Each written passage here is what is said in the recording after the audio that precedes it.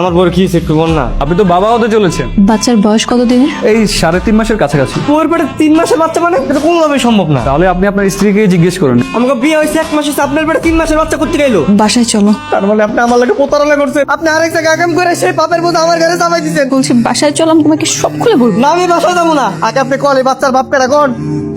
এত বড় বাড়ির মায়ের লাগে তোর বিয়া, তোর তো এটা রাজকপাল। তুই কি ভাবছো যে এই বাড়ির মালিকের মায়ের আমি বিয়ে করবো? আমার বাড়ির যে কাজের মাইয়াটা আছে না, আমার কি যে সুন্দর। রে তুই কামের মায়ের বিয়ে করতে আমার লইছিস হালা। আপনিও বসেন, বিয়ের পাত্রী দাঁড়িয়ে থাকলে কেমন দেখা যায়? বিয়ের পাত্রে মানে মামা, বকুলের সাথে আমার বিয়ে দিবেন না? ওর সাথে কেন বিয়ে হতে যাবে? আমার বিয়ে কার লগে দিবেন? আমাদের সন্ধ্যার সাথে কই জাহান নামে শালা এমন মুহূর্তে কি অজ্ঞান হয়? অজ্ঞান ওরা টাইম পাস নাই। তুই বিয়েটা হয়েছি তো তারপর অজ্ঞান কি? গেছিলাম তুই বাড়ির কাজের মেয়ের বিয়ে করতে, কাজের মেয়ের পরিবর্তে যে মালিকের মেয়ের বিয়ে করে দিবে এটা তো আর বুঝতে পারিনি মামা। এত বড় লোড আমি সামলাইতে পারি নাই। আপনি যারে বিয়ে করতেছেন তারে করবেন, আরেকজনকে করা দরকার কি? তাই করতে এলো তো নিয়ে আসিল। খালুরে পর আপনি ম্যাডাম বিয়ে করতে পারবেন না, আপনি আমারই বিয়ে করবেন। ম্যাডাম বিয়ে করবো না। শোনো, আগে কি হয়েছে না হয়েছে সব ভুলে যাও বুঝছো।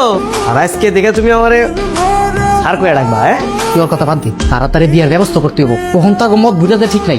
আপনি না একটা বেইমান, আপনি আমার মনটা ভাঙ্গা দিচ্ছেন। দেখবেন আপনার কোনোদিনও শান্তি হবে না। আপনি এভাবে কাঁপছেন কেন? আমি এত সুন্দর একটা বউ পাবো আমি না জীবনে কল্পনা করিনি, মানে ভাবিও নাই। আচ্ছা, আপনি আমার ব্যাপারে সবকিছু জেনে শুনে তারপর বিয়েতে রাজি হয়েছেন তো? হ্যাঁ আমি সব জানি তো, মামা আমারে সব কইছে। এমন একটা পোলারে বিয়ে করলেন যে কিনা আমার প্রেমের প্রস্তাব দিছিল, আমার লাগে পিরিয়ড করতে চাইছিল। বকুল, তোকে আমি না করেছি না এইসব টপিক নিয়ে কথা বলতে বলতে তো চাই না ম্যাডাম, কিন্তু যেই পোলার লগে আপনার বাড়ির কামের মেয়ের বিয়ে হওয়ার কথা ছিল সেই পোলার লগে আপনি বিয়ে করে নিলেন। আমার হাজবেন্ড আগে কি করেছে না করেছে সেটা তো আমার দেখার বিষয় না, এখন আমার হাজবেন্ড কি করছে বা কি করবে সেটা আমার দেখার বিষয়। আপনি তো একটা প্রতারক। বকুল, তোকে আমি যেতে বলছি না?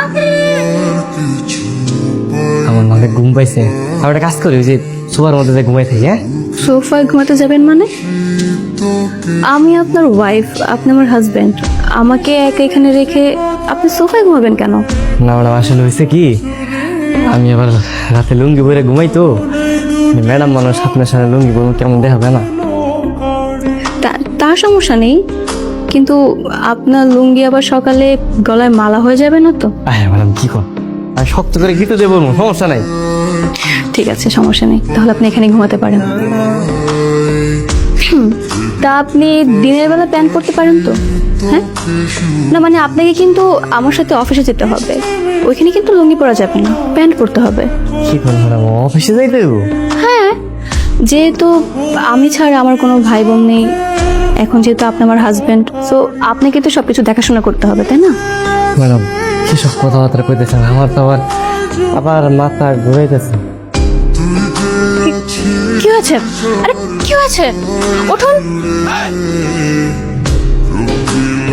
চলুন তাহলে। ম্যাডাম আমার না আসলে একটু ভয় ভয় লাগতেছে বুঝছেন।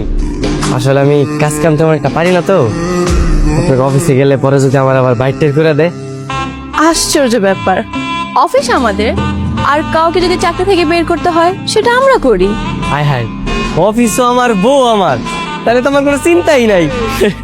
সেটাই, আপনার যা ইচ্ছা আপনি করতে পারবেন, নো টেনশন। আচ্ছা ঠিক আছে। ও স্যার, জি বলেন। আপনার একটা সিগনেচার লাগবে স্যার। সাইন? কিসের সাইন? হ্যাঁ ওই যে প্রজেক্টটা তো ফাইনাল হয়ে গেছে স্যার, ওখানে আপনার সিগনেচার লাগবে। মানে সাইন কি করতেই হবে? জি স্যার। তাই না? স্যার এটা কি করলেন স্যার? আপনি তো টিপসই দিয়ে স্ট্যাম্পটাই নষ্ট করে ফেললেন স্যার।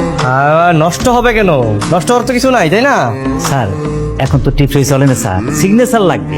আর শুনেন, আজকে থেকে পুরান নিয়ম যা আছে সব বাদ, নতুন নিয়ম চালু হবে, আর আমি যেটা বলবো সেটাই। সিগনেচার তো সবাই নকল করতে পারে, বুঝলেন নাকি? এই কারণে টিপসই দিছি যাতে কেউ নকল না করতে পারে।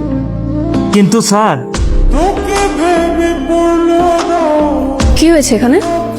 উনি টিপসই দিয়েছেন ম্যাডাম, আসলে তো এখানে সিগনেচার লাগবে, টিপসই তো কাজে লাগবে না।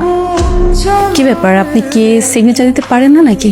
আরে কি বলেন, সিগনেচার দিতে পারবো না করে? সিগনেচার তো দিতে পারি, কিন্তু আসলে হয়েছে কি ম্যাডাম, ওই যে সিগনেচার তো সবাই নকল করতে পারে, এই কারণে আমি বুদ্ধি করে ওই যে টিপসই দিছি যাতে কেউ নকল না করতে পারে, বুঝলেন? আপনি আপনার জায়গা থেকে একদম রাইট আছেন, কিন্তু বিষয়টা হচ্ছে কি এই পেপারটা বাইরের দেশে যাবে।